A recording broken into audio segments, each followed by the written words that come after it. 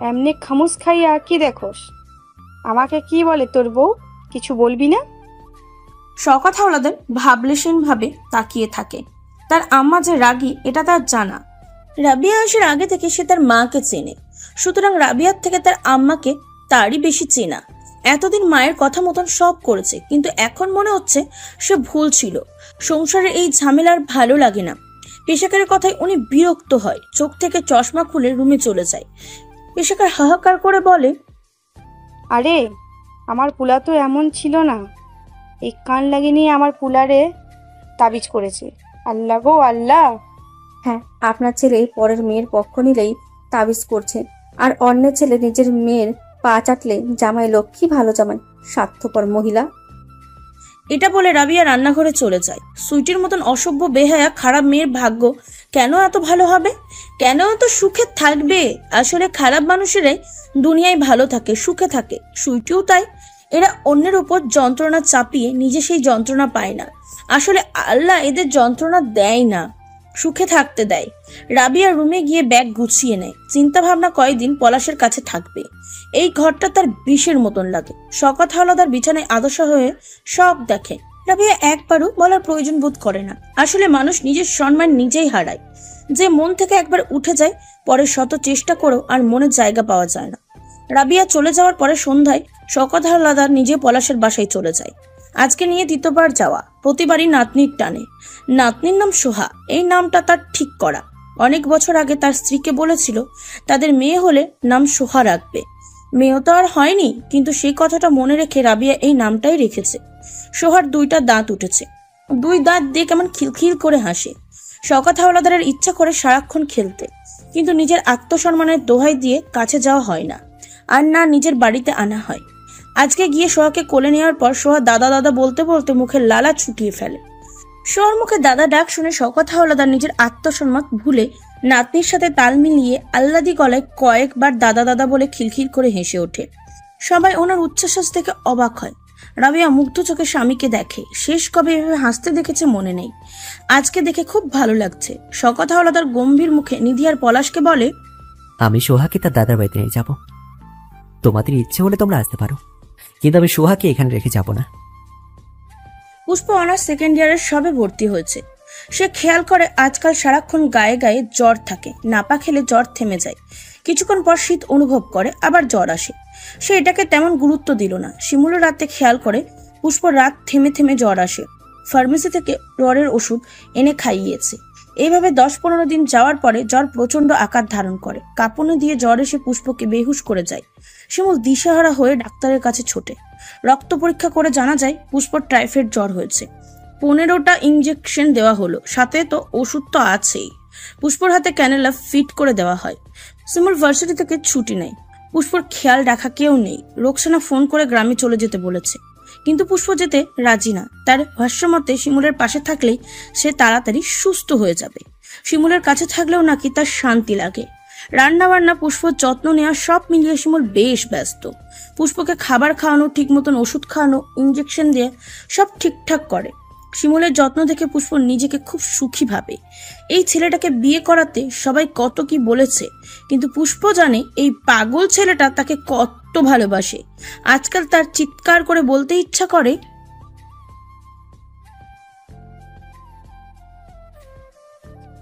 পুষ্প জ্বরের পরিমাণ বাড়ে। আচ্ছা, সে যদি মরে যায় তাহলে? শিমুলকে আবার বিয়ে করবে? এইসব উল্টো পাল্টা ভেবে ঝরঝর করে কেঁদে দেয়।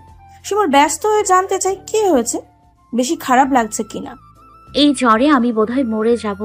শিমুল পুষ্পর মাথায় জলপটে দিয়ে বলে, কিছু হবে না পুষ্প, তুমি এসব কেন ভাবছো বলো তো? জ্বর হলে কেউ মরে না। পুষ্প শিমুলের কথা বুঝতে চায় না। জ্বরের ঠোঁট কাঁপে। সে বলে, আমার মনে হয় আমি মরে যাব। পুষ্প আসলে বেশি অসুস্থ।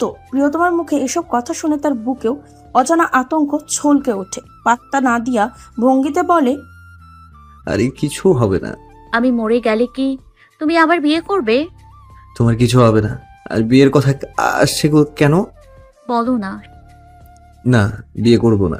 সত্যি? হ্যাঁ। পুষ্প মানে না, কেঁদে কেঁদে বলল, তোমার কত বয়স? মাত্র তো 31। এই বয়সে একা থাকবে কি করে? সবাই মিলে বিয়ে করিয়ে দেবে। পুষ্প অসুস্থ বলে কিনা এসব ভাবছে। শিমুল কথা বলে না, পুষ্প মরে যাবে আর যে আবার অন্য নারীতে মজে যাবে এইসব ভাবতেই মাথা ঘুরে ওঠে।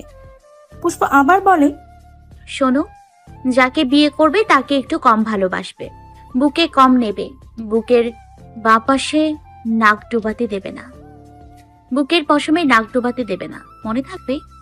পুষ্পর উল্টোপাল্টা কথা শিমুলের চোখে পানি জমে যায়। পুষ্পকে বুকে জড়িয়ে বলে, এমন কিছু হবে না পুষ্প।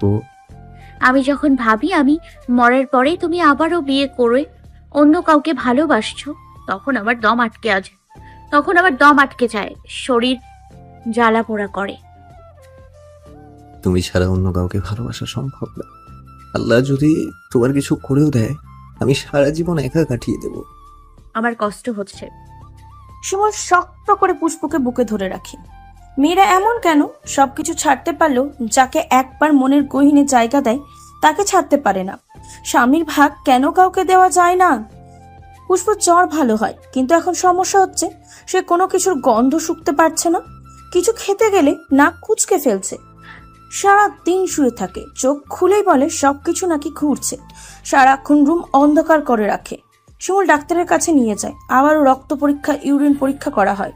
তারপর যা বলল তাদের দুজনের ভাবনার বাইরে ছিল।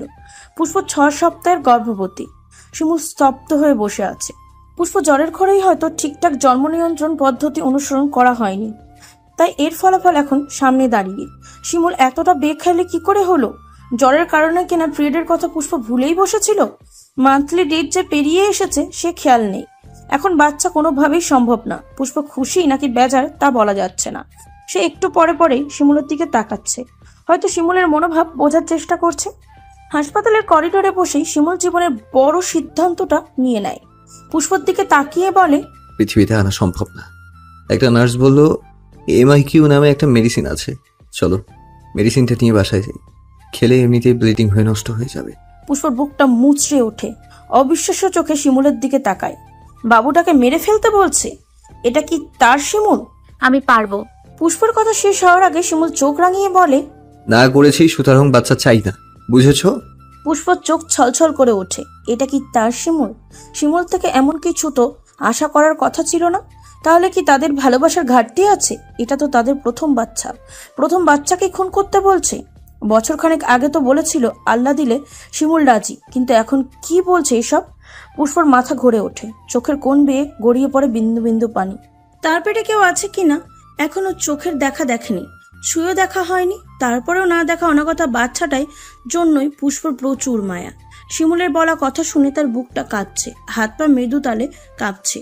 শিমুল সেই কথাগুলো বলার পর থেকে এক দৃষ্টিতে পুষ্পর দিকে তাকিয়ে আছে, তার চেহারার প্রতিক্রিয়াহীন। পুষ্প শক্ত মুখ করে রাখা শিমুলের চোখে চোখ রাখে। কান্নাই তার গলা বুঝে আসতে চায়। তারপরেও বলল, আমি সামলে নিব, প্লিজ। শিমুল উঠে দাঁড়ায়। পুষ্পর হাতটা তার বলিষ্ঠ হাতের মুঠোয় পুড়ে বলল, চলো দেরি হচ্ছে। শিমুল দাঁতের দাঁত চেপে কান্না আটকানোর চেষ্টা করে। শিমুল কোথায় যাওয়ার কথা বলছে? ফার্মেসিতে? বাবুটাকে মারার এত তারা? কি নিষ্ঠুর শিমুল! কোথায় যাব? শিমুল পকেটে মোবাইল রাখতে রাখতে বলল, যেখানে যাবার কথা। পুষ্প মোচড় দিয়ে হাত ছাড়িয়ে দাঁড়ায়। শিমুলকে রেখে বাইরের দিকে ছুটে যেতে যেতে বলল, আমি তোমার সাথে যাব না। এটা বলে পুষ্প হসপিটালের বাইরে পা রাখে। রাত তখন 9টা বাজে বোধহয়। চারিদিকে আলোর ঝলকানিতে রাতের গভীরতা টের পাওয়া যাচ্ছে না। পুষ্পর সামনে পা বাড়ানোর আগে শিমুল জাপটে ধরে নেয়। পুষ্প শিমুলের সাথে পেরে ওঠে না, কিন্তু হালও ছাড়ে না। যে শিমুল বাচ্চাটাকে মেরে ফেলতে চাইছে তার সাথে যাওয়া আর দোজকে যাওয়া একই কথা। পুষ্পর মোচড়ামুচড়ি করে নিজেকে ছাড়াতে চায়। শিমুলের মুখ তখনও কঠিন দেখাচ্ছে। পুষ্পকে এক হাতে জড়িয়ে রেখে সিএনজি ঠিক করে তাতে পুষ্পকে উঠিয়ে নিজেও ওঠে। সিএনজিতে বসে পুষ্প আছড়ে কাঁদে। এটা তো অবৈধ বাচ্চা না, এটা তাদের পবিত্র ভালোবাসার ফসল। তবু কেন সে এই দুনিয়ায় আলো দেখা পাবে না? শিমুল হাত দিয়ে পুষ্পকে বুকের সাথে মিশিয়ে নেয়। শিমুলের কথা পুষ্পর বিশ্বাস হয় না। বারবার মনে হয় শিমুল মিথ্যা বলছে, এমন কিছুই সে করতেই পারে না। শিমুলকে তার খুব ভালো করেই চেনা, কিন্তু মুখের কথা তো আর অবিশ্বাস করা যায় না। প্রিয় পুরুষের সান্নিধ্যে এসে পুষ্প আকুল হয়ে কেঁদে বলে, আমি বাচ্চাটাকে মারতে চাই না শিমুল, তুমি এই সিদ্ধান্ত বদলাও। গাড়ি তখনই সাঁই সাঁই করে ছুটছে। শিমুল হাত দিয়ে পুষ্পর চোখ মুছিয়ে বলে, একটু চুপ করে থাকো না। শিমুলের কথা শুনে পুষ্প মাথা নেড়ে বলল, বাবুটা আসুক, আমি লেখাপড়া চালিয়ে যাব। তোমার ইচ্ছাও পূরণ করব, কসম করছি। চুপ করো না পুষ্প। তখনই গাড়ি থেমে যায়। পুষ্প ভাবে ফার্মেসির কাছে বুঝি থেমেছে। বাইরের দিকে তাকিয়ে দেখে শিমুলের প্রিয় ব্রিজের উপর তাদের গাড়িটা থেমেছে। শিমুলের মন খারাপ কিংবা ভালো হলে সে এখানে আসে, মাঝে মধ্যে সাথে পুষ্পকেও নিয়ে আসে। ভাড়া মিটিয়ে শিমুল আর পুষ্প নেমে দাঁড়ায়। পুষ্প কিছু বুঝে ওঠার আগে শিমুল তাকে পাঁজাকলো করে তুলে নেয়। পুষ্প আতকে ওঠে, খাপলে ধরে শিমুলের গলা। শিমুল কি তাকে ব্রিজ থেকে ফেলে দেবে নাকি? না না, শিমুল এটা করতে পারে না। সে ধরা গলায় বলল, কি করছো? অনেকক্ষণ পর শিমুল হাসে, মিষ্টি করে হেসে বলল, আমার বাবুর মায়ের হাঁটতে কষ্ট হয়, তাই কোলে করে কষ্ট কমানোর চেষ্টা করছি। মানে? শিমুল ব্রিজের কিনারায় যেতে যেতে বলল, তুমি এতদিন আমার সাথে থেকে এই চিনলে আমায়? পুষ্প শিমুলের কথার মানে ধরতে পারে না। শিমুল তাকে কোলে থেকে নামিয়ে দাঁড় করায়, তারপর ব্রিজের ওপর হাত রেখে জোরে কয়েকবার শ্বাস নেয়। পুষ্প অবাক চোখে শিমুলকে দেখছে। তখনই শিমুল 2 হাত মুখের কাছে নিয়ে চিৎকার করে বলল, শুনছো পৃথিবী, আমি বাবা হচ্ছি। শুনছো তোমরা, আমাদের পাখি আসছে, আমি বাবা হচ্ছি। শিমুলের মুখে উচ্ছ্বাস দেখে পুষ্প হতবিহ্বল হয়ে মুখে হাত চেপে ধরে। আশেপাশের পথচারীরা অবাক হয়ে তাদের দিকে তাকায়। শিমুলের কথাগুলো নদীর পানির সাথে প্রতিধ্বনি হয়ে আবারও ফিরে আসে। সে পুষ্পর দিকে তাকায়, মুখে বিজয়ের হাসি। পুষ্প যেন পাথর হয়ে গেছে। শিমুল হাসতে হাসতে এগিয়ে পুষ্পর কোমরে 2 হাত রেখে বলল, ভয় পেয়েছিলে? পুষ্প শিমুলের বুকে এলোপাথারি কিল ঘুষি মেরে বলল, এমনটা করলে কেন? তুমি জানো আমি কতটা ভয় পেয়েছিলাম। আমি তোমার রিয়াকশন দেখতে চেয়েছিলাম। তাই বলে এসব বলে? একটা মেয়ের কাছে এই কথাগুলো কি তুমি বুঝো? তুমি যে আমার কথাগুলো এত সিরিয়াস ভাবে নিবে ভাবিনি।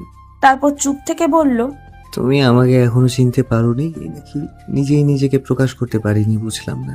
পুষ্প মন খারাপ করে বলল, কি সব বলছিলে? মাথায় শুধু খারাপ চিন্তাই আসছিল, ভালোগুলো ভাবার অবকাশ পাইনি। শিমুল পুষ্পর অবস্থাটা বুঝতে পারে। পুষ্পকে ব্রিজের উপরে বসিয়ে পুষ্পর পেট জড়িয়ে ধরে। চিকচিক চোখে জামাই ঢাকা পেটের দিকে তাকিয়ে বলল, আমার প্রথম বাচ্চা আমি নষ্ট করে ফেলবো কেন? আমার জান কুরবান করে হলেও তাকে দুনিয়ায় আনার চেষ্টা করব। পুষ্প কাঁদে। শিমুল পুষ্পর কান্নারত মুখের দিকে তাকিয়ে বলল, আল্লাহ আমাদের ভালোবাসার ফল দুনিয়ায় পাঠাচ্ছে পুষ্প, একটা কুট্টুস পাখি। পুষ্প মাথা নাড়ে, শক্ত করে শিমুলকে জড়িয়ে ধরে। ফিসফিস করে বলে, আমি তোমাকে ভুল বুঝেছিলাম। শিমুল বলে, এটা স্বাভাবিক ছিল। তারপরেও অনেক উল্টাপাল্টা চিন্তা করে ফেলেছি। শিমুল পুষ্পর কথা পাত্তা না দিয়ে বলল, তোমাকে কি বলে ধন্যবাদ জানাই বলো তো? কেন? দুনিয়ার সবচেয়ে খুশির সংবাদটা আমাকে শোনানোর জন্য। তুমি জানো, খবরটা শুনে আমার হাত পা শিরশির করছে। আমিও তো খুশি হয়েছি, সেই হিসেবে তুমিও তো ধন্যবাদ পাও না। শিমুল মাথা হালকা নিচু করে পুষ্পর পেটে চুমু খায়। বাবুটাই এখানে তো, তাই না? রাস্তায় দাঁড়িয়ে শিমুলের পাগলামি দেখে পুষ্প হেসে দেয়। সে মাথা নাড়ে। শিমুল পুষ্পর অফলা পেটে হাত রেখে বলল, কি আমাকে শুনতে পাচ্ছে? শিমুলের পাগলামির কথা পুষ্প আবারও মিষ্টি করে হাসে। কান্না ভেজা চোখে মিষ্টির হাসির রেশ সোডিয়ামের আলোতে ঝলমল করে ওঠে। শিমুল মুগ্ধ হয়ে তার রানীকে দেখে। পুষ্প বলল, পাচ্ছে বোধ হয়। তাহলে বাবুর সাথে একটু কথা বলি। বলো। শিমুল পেটের সাথে নিজের ঠোঁট লাগিয়ে ফিসফিস করে বলল, সোনামণি, তুমি এভাবে সারপ্রাইজ হয়ে আমাদের কাছে আসবে আমি কখনো কল্পনা করিনি। যাই হোক, বাবা তোমাকে ভালোবাসা আরম্ভ করে দিয়েছে। শিমুলের কথা শুনে পুষ্প হেসে বলল, আমিও ভাবিনি এভাবে খবরটা পাবো। এত সতর্ক থাকার পরও যখন চলে এসেছো, তাহলে বাবাকে বাবা ডেকে পুরো জীবন সম্পূর্ণ করে দিও। তারপর পুষ্পর মুখটা 2 হাতের আঁচড়ায় নিয়ে বলল, আমার এত খুশি লাগছে কেন পুষ্প? তারপর পুষ্প হাতটা বুকের হৃৎপিণ্ডের উপর রেখে বলল, দেখো বুকটা কিভাবে লাফাচ্ছে। পুষ্প শিমুলের হৃদস্পন্দন অনুভব করে। শিমুল নিঃসন্দেহে একজন ভালো স্বামী। পুষ্পর ধারণা সে একজন ভালো বাবাও হবে। সে শিমুলকে আঁকড়ে ধরে। এমন মজা করার মানে হয় না। আমি কতটা ভয় পেয়েছিলাম জানো? শিমুল হাসে, কানের কাছে ফিসফিস করে বলল, আমার এখনো বিশ্বাস হচ্ছে না। আমারও। এত সাবধান থাকলাম, তাও মনে হয় ওনার হাসতে খুব তাড়া। শিমুল পুষ্পর কপালে ঠোঁট লাগিয়ে বিশুদ্ধ ভালোবাসার পরশ এঁকে দেয়। পুষ্পকে বলে, আজকে তোমাকে একটা গোপন কথা বলি। শিমুলের গোপন কথা কি যা পুষ্প জানে না। জিজ্ঞাসা চোখে পুষ্প তার দিকে তাকায়। শিমুল অন্ধকার নদীর দিকে তাকিয়ে বলে, এই ব্রিজে দাঁড়িয়ে একদিন আমি মরতে চেয়েছিলাম। পুষ্প চমকে ওঠে, শিমুলের দিকে তাকিয়ে থাকে। শিমুল বলল, ভাবছি সেদিন এমন বিশ্রী কাজটা করে ফেললে আজকে এত খুশির খবরটা শোনার সৌভাগ্যই হতো না। পুষ্প শিমুলের বুকে মাথা রেখে বলল, তুমি এসব ভেবেছিলে? আসলে পুরুষদের পকেটে টাকা না থাকলে মাথা নষ্ট হয়ে যায়। আশেপাশে সবকিছু বিষের মতো লাগে। মানসিক চাপ নিতে না পেরে এমন পাগলামি করতে বসেছিলাম। আমার কি হবে ভাবনি? আমার কথা মনে হয়নি? ভেবেই তো কিছু করিনি। আর দেখো, আজকে আমার কত খুশির দিন। আমি নাকি বাবা হব। শিমুলের গলা কেঁপে ওঠে। পুষ্প টের পায়, তাই তো আরো শক্ত করে শিমুলের বুকে লেপ্টে থাকে। কি দিয়ে তোমাকে ধন্যবাদ জানাই বলো তো? আমার পাগলি যে আমাকে বাবা হওয়ার স্বাদ অনুভব করাচ্ছে। ধন্যবাদ লাগবে না, বেশি বেশি ভালোবাসো তাতেই আমি খুশি। শিমুল হাত দিয়ে চোখের পানি আড়াল করার চেষ্টা করে। পুষ্প তার নজর এড়ায় না, সে নিজেই শিমুলের চোখ মুছে দেয়। শিমুলের গলা বুঝে আসে। আমার যে কি অনুভূতি হচ্ছে প্রকাশ করার মতো না। পুষ্প মুগ্ধ চোখে শিমুলকে দেখে। শিমুল তখনও পুষ্পর পেটে হাত বুলাচ্ছে। তারপর হঠাৎ বলল, এত ছোট পেটে বাবুটা জায়গা হবে তো? আজকাল পুষ্প কিচ্ছু খেতে পারে না। ঘরে এখন প্রায় গরুর মাংস রান্না হয়। পুষ্প মাংসের দিকে তাকিয়ে আগের কথা ভাবে, এই মাংস নিয়ে কত কাহিনী হলো। আর এখন নিজের হাতে রান্না করে যতক্ষণ ইচ্ছা খাওয়া যায়, সব নিজের ইচ্ছা মতন, কিন্তু এখন খেতে ইচ্ছা করে না। রাবিয়া ছাড়া সবাই তার সাথে যা আচরণ করেছে তা কখনো ভোলা যায় না। বুকের গহীনে ঠিক গেঁথে আছে। তাছাড়া ঢাকায় আসার পর টাকার জন্য তারা গরুর মাংস তো দূরের কথা, ভালো মন্দ খেতে পায়নি। এখনো শিমুল ভালো বেতন পায়, ইংরেজি প্রফেসর বিধায় ছাত্রছাত্রী অনেকেই প্রাইভেট পড়ে। ছোট্ট পরিবারটা বেশ সচ্ছল এখন। বাড়ি থেকে চলে আসার পরে 2 বার গ্রামে শিমুলদের বাড়ি গিয়েছে। 2-3 দিন থেকেই চলে এসেছে। শেষবার গেছিল রোজার ঈদে। ওখান থেকে এসেই তো জ্বর হলো। আর 2-3 দিন পরেই কোরবানির ঈদ, গ্রামে যেতে হবে। শওকত হাওলাদার নিজে ফোন করে জিজ্ঞাসা করেছেন কবে গ্রামে যাচ্ছেন। ওনার ফোনের কারণে কিনা শিমুল বেশ খুশি। উৎফুল্ল মনে টিকিট কেটে আনে। পুষ্প আর শিমুল মিলে ব্যাগ গোছায়। পুষ্পর বাচ্চা হবে শুনে সবাই বেশ খুশি, কিন্তু পেশাকার আসমা খুশি কিনা বলা যাচ্ছে না। পুষ্প তাদের খুশি হওয়ার আশা করে না। মাত্র 2.5 মাসেই পুষ্পর অবস্থা নাজেহাল। সে কিচ্ছুই মুখে দিতে পারে না, সারাক্ষণ বমি করে। ডাক্তার দেখানো হলে ডাক্তার তাকে ইমিটেস্ট ওষুধ সাজেস্ট করে। ওনার ভাষ্য মতে খাওয়ার আগে খেলে নাকি বমি কমবে, কিন্তু কিসের কি ওষুধ সহ পুষ্পর গড় গড়িয়ে বমি করে দেয়। এত যন্ত্রণা কেন? পুষ্প যা খেতে পারবে বলে শিমুল সব আনে, কিন্তু পুষ্প খাই পেটে থাকে না। সাথে সাথে ওয়াশরুমে গিয়ে বমি করে আসে। তার বমি দেখেই শিমুলেরও খারাপ লাগে। বর্তমানে ধরতে গেলে বাসার সব কাজ শিমুলই করে। মাঝে মাঝে পুষ্পর পেটে কান লাগিয়ে বাবুর সাথে কথা বলে। ব্যাগ গোছানো হয়ে গেলে দুজনের গ্রামের উদ্দেশ্যে বেরিয়ে পড়ে।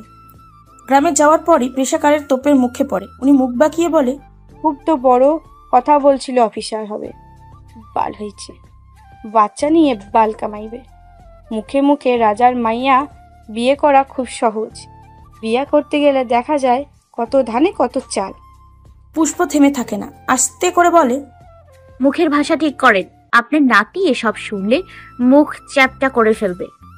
বাবা ঢাকা থেকে এসে তো মুখ দিয়ে চ্যাটাং চ্যাটাং কথা ভালোই বের হয়। আসলে আপনাদের ব্যবহারের মুখ সামলানো কষ্ট। আগে নিজে ভালো হন, তারপর দেখবেন দুনিয়া কত সুন্দর। জ্ঞান দিতে বলিনি, যাও সামনে থেকে। তোমার জামাই না বড় বড় কথা বলে বাড়ি থেকে বেরিয়ে গেছিল, বউকে এই বানাবে সেই বানাবে, বানাইছে ডেগ মাস্টার। পুষ্পর অন্তর শুকিয়ে যাওয়া রক্ত গলগলিয়ে ছোটে। বাচ্চা হলেই যে কিছু করতে পারবো না কে বললো? পেশাকার সেখান থেকে চলে যেতে যেতে বলল, কি করবা জানা আছে। এই অমানুষদের ছোবল থেকে বাঁচাতেই শিমুল আগে কেরিয়ারে ফোকাস করার কথা বলেছিল। পুষ্পর প্রতিজ্ঞা আরো কঠিন হয়। বাচ্চাকে বাধা মেনে পিছিয়ে থাকার মেয়ে সে না। পেশাকারের দিকে তাকিয়ে বলল, আমার বাচ্চা আমার শক্তি হবে, বাধা না। সময় হলেই আমার অবস্থান বুঝবেন। পুষ্পর পেটে বাবু আসার পর থেকে যে বমি শুরু হয়েছে, এই 9 মাসের ভরা পেট নিয়েও গড়গড়িয়ে বমি করে দেয়। রোকসানা আর রাবিয়া গ্রামে নিয়ে যেতে চাইলেও পুষ্প যেতে চায় না। তার মনে হয় গ্রামে গেলে শান্তির পরিবর্তিতে অশান্তি বেশি হবে। শিমুলকে ছাড়া তার এক দণ্ড শান্তি লাগবে না। তার শান্তি লাগবে না বলেই সে তো যেতে চায় না। পুষ্প মাঝে মাঝে ভাবে, কোন পণ্যের মূল্য আল্লাহ শিমুলের মতন হাজবেন্ড তার ছোট্ট জীবনে দিল, যে কিনা নিজের সুখের আগে পুষ্পর ভালোটার খেয়াল রাখে।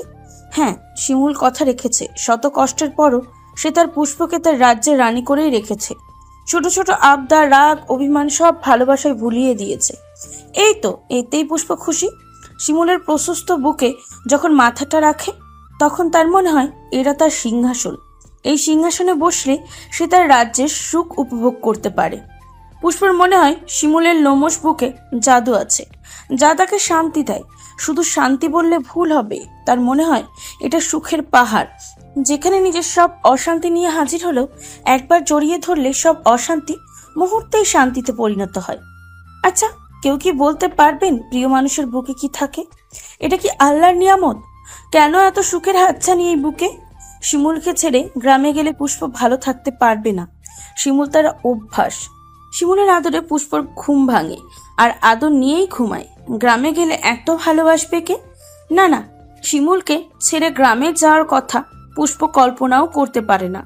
তাছাড়া এখানে তো তার কোনো কষ্ট হচ্ছে না। শিমুল তার যে যত্ন নিচ্ছে, অন্য কেউ এত যত্ন নিতে পারবে কিনা জানা নেই। এত ভালোবাসে কেন ছেলেটা? এত ভালোবাসা, এত যত্ন পুষ্পর কপালে সই পেত।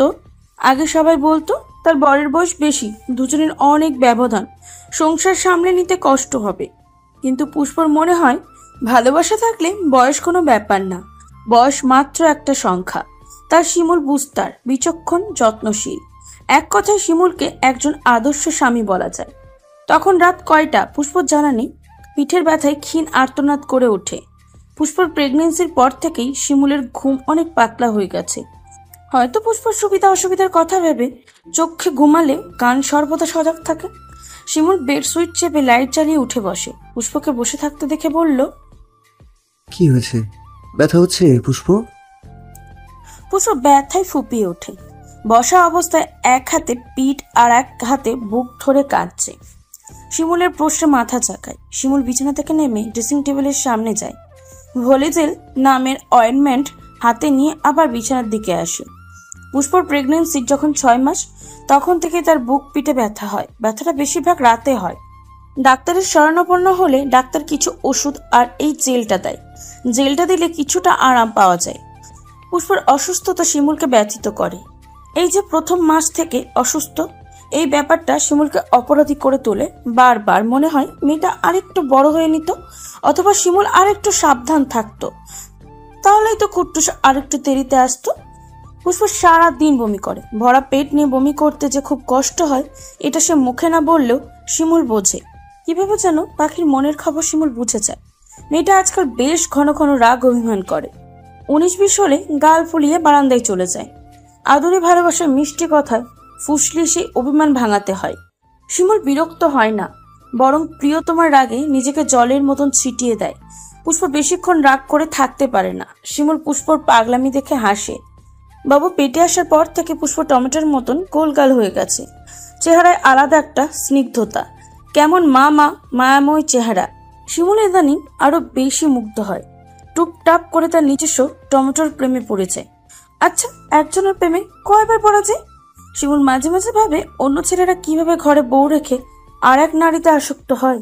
সে তো এসব ভাবতে পারে না। সারাক্ষণ তার চোখে পুষ্পর মিষ্টি মুখ, ভরসা বাড়িয়ে রাখা হাত আর আদুরে বিশুদ্ধ ভালোবাসার ছোঁয়া চোখে ভেসে ওঠে। এই নারী ফেলে কি অন্য নারীতে ডুব দেওয়া সম্ভব? না, শিমুল একজনাতেই আসক্ত থাকতে চায়। এই নারীতে মজেই বাকি জীবনটা কাটাতে চায়। কয়েক নারীর প্রেমে পড়া তো খুব সহজ, কিন্তু এক নারীতে আসক্ত থাকতে পারে কয়জন? এই নারীর গায়ের ঘ্রাণ সর্বস্ব উজাড় করে নিজেকে মুক্ত পাখির মতন খোলা আকাশে উড়াতে চায়। সে আস্তে করে পুষ্পর পিঠ মালিশ করে দেয়। পুষ্প শিমুলের পায়ের ওপর শুয়ে পড়েছে। হঠাৎ পুষ্প শিমুলের হাত টেনে ফুলে ওঠা পেটের ওপর রাখে। কিছুক্ষণ পর শিমুল বলে, এটা হাত নাকি পা? পুষ্পর মুখে রাজ্য জয়ের হাসি। আহ্লাদি গলায় বলল, জানি না। শিমুল পেটে হাত বুলিয়ে দেয়। পা বোধ হয়, দেখো না কিভাবে ধাক্কা দিয়ে উঁচু করে ফেলছে। বাবু যখন নড়ে আমার কি শান্তি লাগে। শিমুল পুষ্পর হাসি মুখের দিকে তাকিয়ে থাকে। সে শুনেছিল প্রত্যেক মায়ের জন্যই মাতৃত্বের সময়টা আনন্দদায়ক। এই কথাটা পুষ্পকে দেখে স্বচক্ষে প্রমাণ পেল। মেয়েটা এই কাঁদে তো এই হাসে, আবার বাবুর সাথেও কথা বলে। পেটে লাথি দেওয়া জায়গাতে আলতো করে হাত বুলিয়ে বলল, ব্যথা করে না এভাবে লাথি দিচ্ছে?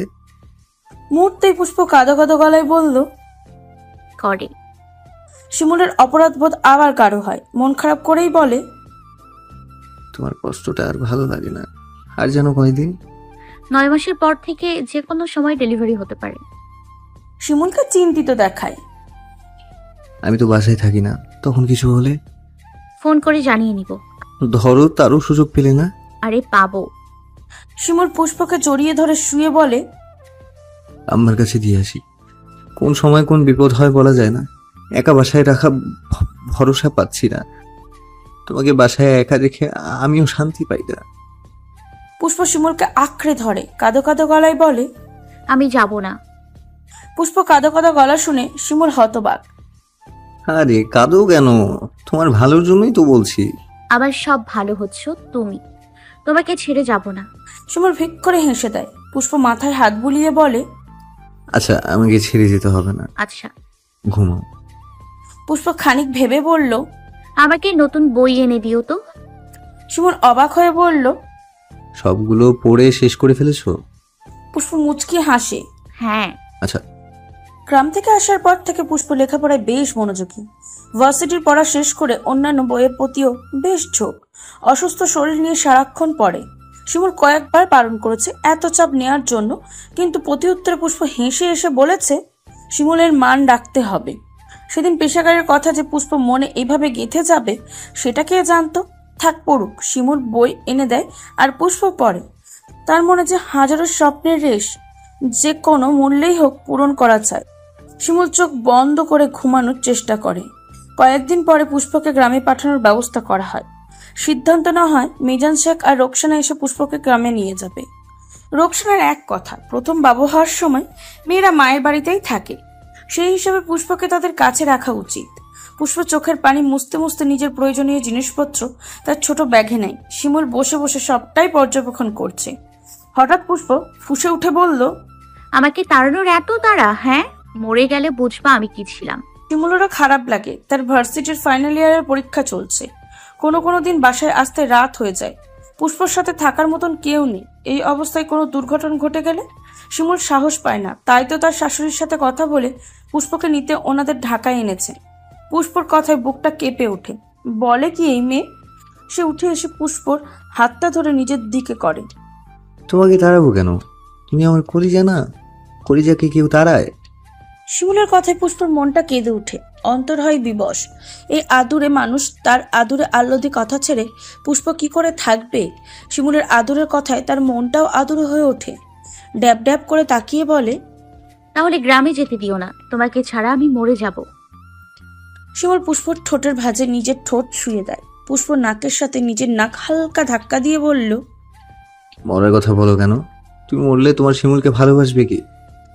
পুষ্প শিমুলের গলা আঁকড়ে ধরে ফুসফুস করে শ্বাস ফেলে বলল, আমার ব্যথা শুরু হলেই তুমি চলে যাবে, মনে থাকবে? থাকবে। ঠিক মতো খাবার খাবে, আমাকে মেসেজ করে আদুরে কথা বলবে। এইসব আদুরে কথা শুনলে আমার মন ভালো থাকে। পুষ্প নিজের ভালো লাগা খারাপ লাগা খুব সহজে প্রকাশ করতে পারে। শিমুলের থেকে আদায় করে নিতে জানে। তার কথা শুনে শিমুল গাল ভরে হাসে। আচ্ছা। পুষ্প মুগ্ধ চোখে শিমুলকে দেখে। ছেলেটা দিন দিন সুন্দর হয়ে যাচ্ছে না? এত সুন্দর করে হাসতে হবে কেন? শিমুল কি তাকে ছাড়াও ভার্সিটিতে সবার সাথে এমন করে হাসে? পুষ্পর মুখটা ছোট হয়ে যায়। আমি না থাকলে অন্য কোনো মেয়েকে আবার পছন্দ করে ফেলবে না তো? শিমুল ভ্রু কুচকে পুষ্পর দিকে দেখায়। বলে কি এই মেয়ে? শিমুলকে এত সস্তা? বউ না থাকলেও অন্যদিকে চোখ দেবার মতন ছেলে সে না, তারপরেও এত সন্দেহ? অবাক হওয়া গলায় বলল, এত সন্দেহ? আল্লাহ। শিমুলের কুচকানো ভুরুর দিকে তাকিয়ে পুষ্প নিভে যায়। শিমুলের গা ঘেঁষে দাঁড়িয়ে বলল, সন্দেহ না, এটা ভয়। তোমাকে নিয়ে আমার খুব ভয় হয়। কেন? যদি অন্য কেউ তোমাকে আমার থেকে সরিয়ে নেয়, আমি ভাবলেই ভয়ে গলা শুকিয়ে আসে। শিমুল তৃপ্তি ভরা গলায় হাসে। প্রিয়তমার চোখে হারানোর ভয় দেখার মজাই আলাদা। এই ভয়টা দেখলে সব প্রেমিক পুরুষ নিজেকে সুখী ভাবে। আমি তোমার, আবার সবটাই তোমার। অন্য কেউ চাইলেই কি তাকে ভালোবাসা যাবে? আমার একটা পুষ্প আছে, সুতরাং এইসব ভেবে আর চিন্তা বাড়িও না। পুষ্প কিছু বলে না, শূন্য চোখে শিমুলের দিকে তাকিয়ে থাকে। শিমুল পুষ্পর কপালে চুমু খায়। পুষ্প মন খারাপের তাপ তার গায়েও লাগছে। তাই তো মন ভালো করতে আহ্লাদি গলায় বলল, খুব ভালোবাসি সোনা, তোমাকে অনেক মিস করব। যেদিন ফিরে আসবে সেদিন সব জমানো ভালোবাসা উজাড় করে দেবো, প্রমিস। আহ্লাদি গলা শুনে পুষ্প গলে যায়। শিমুলের খোঁচা খোঁচা দাড়িতে নিজের মোলায়েম গাল ঘষে বলল, আমিও খুব মিস করব। সুইটির সংসারটা টেকেনি। মায়ের আর নানির পুতালের সংসার ভেঙে গেছে। প্রথমে হাজবেন্ড ভালো থাকলেও পরে আস্তে আস্তে সে তার মা বাবার পক্ষে কথা বলতে শুরু করে। আসলে ছেলেটা শিক্ষিত তো, একটু দেরি হলো স্ত্রীর অপরাধ ধরেছে। প্রথমে নারীতে ডুবলেও পরবর্তীতে বাবা মায়ের সাথে করা অন্যায়টা চোখে পড়েছে। সুইটিকে বোঝানোর চেষ্টা করেছে, ভালো হওয়ার সময় দিয়েছে, কিন্তু সুইটি তার মা আর নানির তালে নিচেছে। স্বামী শ্বশুর শাশুড়ি কারোর কথা শোনেননি, নিজের মর্জি মাফিক চলে সবাইকে বুঝিয়ে দিয়েছে যে এই বাড়ির বউ সে, তাই সে যা বলবে তাই হবে। মা নানির কথা মতন সবার সাথে উগ্র ব্যবহার করে সবার ধৈর্যের সীমা অতিক্রম করে দিয়েছে। সুইটি হয়তো ভুলে গিয়েছিল স্বামীর বাড়ির কথা বাপের বাড়ির কানে, আর বাপের বাড়ির কথা স্বামীর বাড়ি বললে মঙ্গলের পরিবর্তে অমঙ্গল হয় বেশি। মায়ের কথা মতন স্বামীর বাড়িতে চলে কত মেয়ের সংসার যে ভাঙে তার ইয়ত্তা নেই। সে এখন বাবার বাড়িতেই থাকে। ইদানিং আসমাও তার সাথে কেমন ব্যবহার করে। সুইটি তর্ক করলে মা মেয়ের মাঝে ঝগড়া হয়। আসমা কথায় কথায় সুইটিকে অপয়া, ডিভোর্সি, নষ্ট মেয়ে ইত্যাদি বলে গালি দেয়। সুইটি তার মায়ের কথায় অবাক হয়, এই মায়ের কথা মতন চলে তো সংসার ভাঙলো, আর এখন আসমাই আবার এসব বলছে। দুঃখে কষ্টে তার ইচ্ছা করে কোথাও চলে যেতে। পুষ্পা আজকে 15 দিন হতে চলল গ্রামে এসেছে। আজকে তার মনটা বেশ খারাপ। শিমুলকে কয়েকবার ফোন করেছে, কিন্তু শিমুল ব্যস্ত। পুষ্প শিমুলকে শেষ একটা মেসেজ পাঠায়, আমি তোমাকে এত মিস করছি, আমার অন্তর না ছুঁয়ে দেখলে তা টের পাবে না। তুমি কি আমার অন্তর ছুঁয়ে দেখতে চাও? শিমুল রাতে ফ্রি হয়, রিক্সায় বসে মোবাইল হাতে নেয়। সারা দিন পুষ্পকে সময় দেওয়া হয়নি। মেসেজটা পড়ে মুচকি হাসে। পাখির মন খারাপ, ভার নিতে ইচ্ছা হয়। পুষ্পর নাম্বারে ডায়াল করে, কিন্তু ফোন রিসিভ হয় না। শিমুল ভাবে সারাদিন ব্যস্ততা দেখানোতে হয়তোবা রাগ করেছে, কিন্তু তখনই মিজান শেখের কাছ থেকে ফোনটা পেয়ে শিমুলের সারা শরীর ঠান্ডা হয়ে যায়।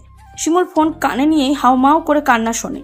ওনার কান্না শুনে শিমুলের প্রথম যে কথাটা মনে পড়ে তা হলো, পুষ্প ঠিক আছে তো? সে ব্যস্ত গলায় বলল, আব্বা, পুষ্প ঠিক আছে?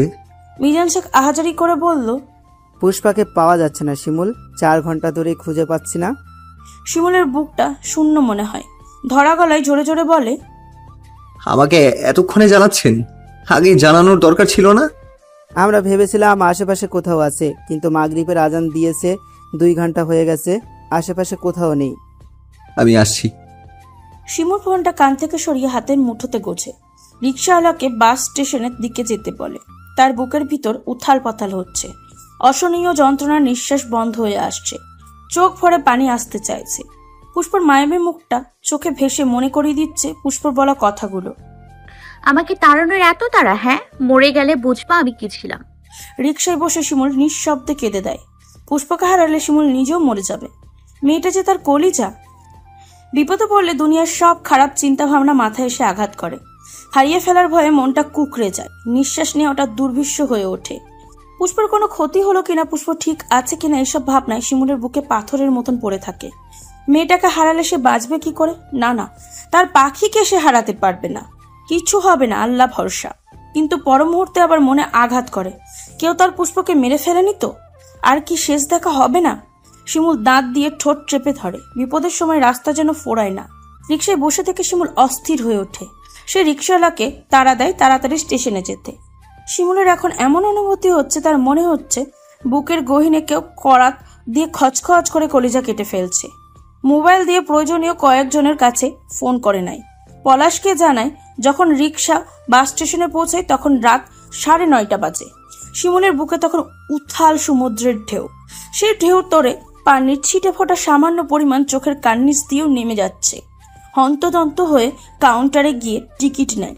ভাগ্য ভালো বিধায় এক্ষুনি রানিং হবে এমন একটা বাসের টিকিট পায়। দ্রুত ছুটে বাসের দিকে। বাস মাত্র রওনা হচ্ছে।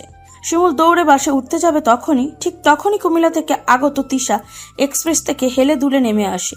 শিমুলের পান ভুমরা। হলুদ মিশালের লেমন রঙের ঢোলা জামা পরিহিত মেয়েটাকে চিনতে শিমুলের 1 সেকেন্ডও লাগলো না। পুষ্প এখনো শিমুলকে দেখেনি, তাই তো এদিক সেদিক বোকা বোকা চোখে তাকাচ্ছে। শিমুল বাস ছেড়ে পুষ্পর দিকে ছুটল। অতি যত্নে আঁকড়ে ধরে রাখা হাতের টিকিট অবহেলায় ছিটকে গিয়ে পড়ল রাস্তায়। শিমুল কিছু না বলে ছুটে গিয়ে আলতো করে পুষ্পকে জড়িয়ে ধরে। এতক্ষণ জমিয়ে রাখা কান্নার হু হু করে শক্ত সমর্থ শরীর কাঁপিয়ে বের হয়ে যায়। পাগলের মতন পুষ্পর কপালে গালে চুমুকে দেয়। তার গলা আটকে আসছে, কথা বলা বড়ই কষ্টসাধ্য হয়ে দাঁড়িয়েছে।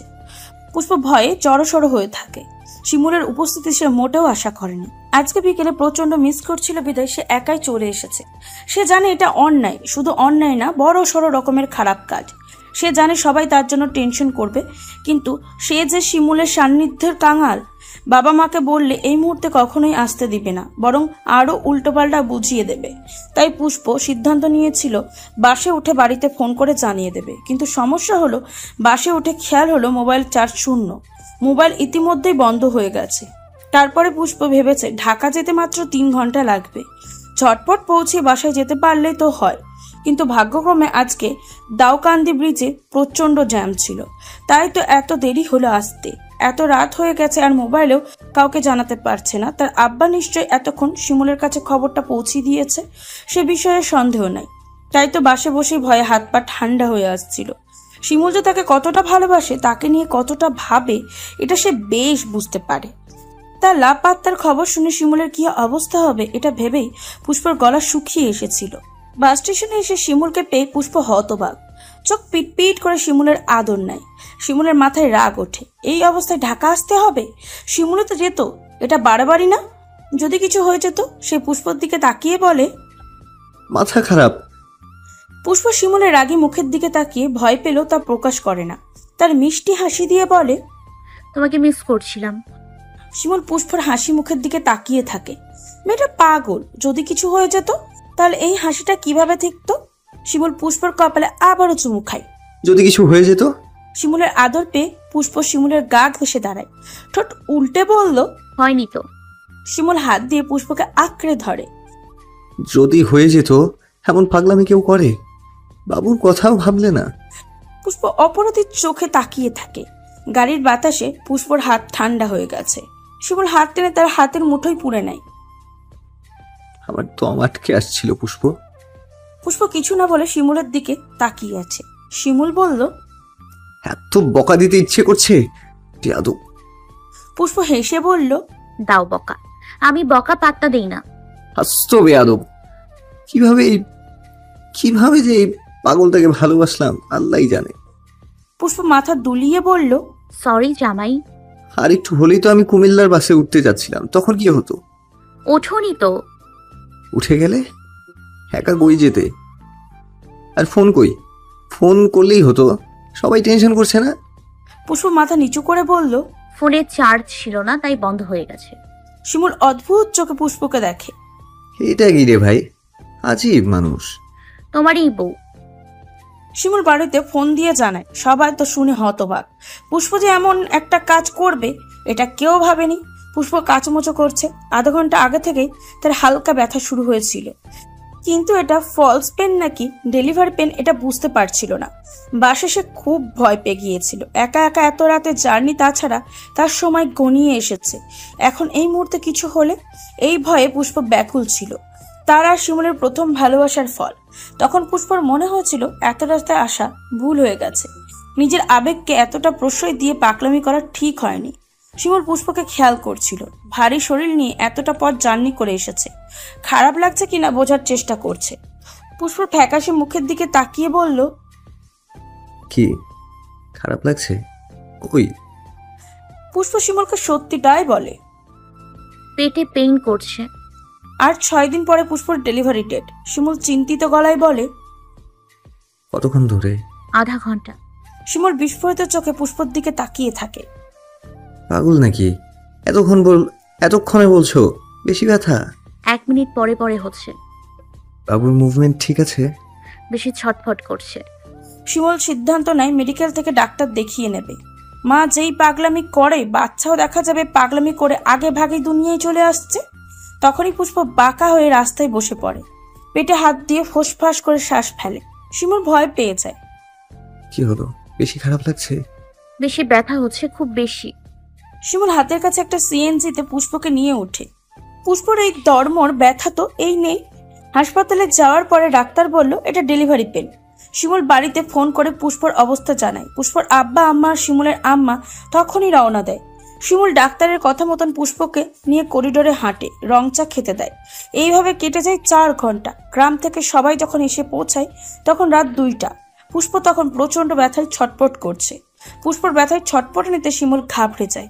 পুষ্পর কষ্টটা তার সয় না। পুষ্পর হাত ধরে ভরসা দেয়। আজকে করা পাগলামিতে রোকসানার ইচ্ছা করে পুষ্পকে বকা দিতে, কিন্তু বর্তমান পরিস্থিতিতে বকা মুখে আসে না। মেয়ের ছটপটে নিতে তার খারাপ লাগে। ডাক্তার এসে চেক আপ করে জানায় পুষ্পর নর্মাল ডেলিভারি হতে সময় লাগবে। পুষ্প জানায় সে তৈরি। ফুলের মতো নরম কমল মেয়েটার সহ্য ক্ষমতা দেখে শিমুল অবাক হয়। পুষ্পর চিৎকারে তার চোখেও পানি জমে। সবার আড়ালে গিয়ে সে চোখের পানি মোছে। মা হওয়া এত কষ্ট, একটা মেয়ে কতটা সহ্য করতে হয় যার কষ্টের পরিমাণ কোনো পুরুষ কোনোদিন বুঝতে পারবে না। শিমুলের ফুল প্রচন্ড ব্যথা নিয়ে সারা রাত কাটিয়ে দেয়। ভোরের নতুন আলোর সাথে পুষ্পকে মায়ের স্বাদ গ্রহণ করিয়ে পৃথিবীর বুকে আসে ফুটফুটে ছেলে সন্তান। দুনিয়ার আলো চোখে লাগতেই কিনা চিৎকার করে নিজের ভালো থাকা জানান দেয়। চোখে পানি নিয়ে চোখ বন্ধ করে পুষ্প কান্নাটা তার কান ভরে শোনে। আহা, একটা বাবুর কান্নাও এত সুন্দর হতে পারে। পুষ্পর বুকটা সুখে চিনচিন করে ওঠে। শিমুল রুমের বাইরে দাঁড়িয়ে বাবুর কান্নাটা শোনে। তার হাত পা তীর করে কেঁপে বাবা হওয়ার সুখ জানান দেয়। সাথে সাথে আল্লাহর দরবারে শুকরিয়া জানায়। রাবিয়া নাতিকে নিয়ে বাইরে আসে। শিমুলের কোলে দিয়ে বলে, আব্বা, তোর মতোই হয়েছে। শিমুল ছেলেকে কোলে নিয়ে চোখ ভরে দেখে।